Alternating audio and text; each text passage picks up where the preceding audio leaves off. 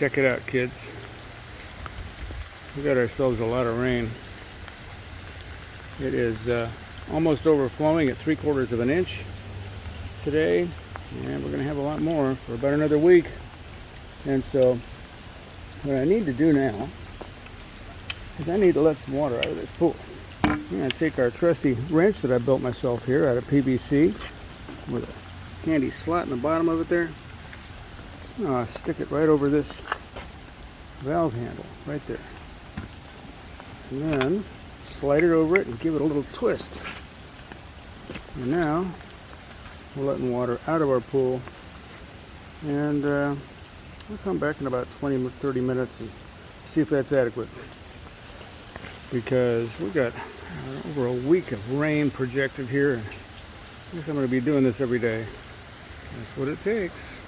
Time to build an ark.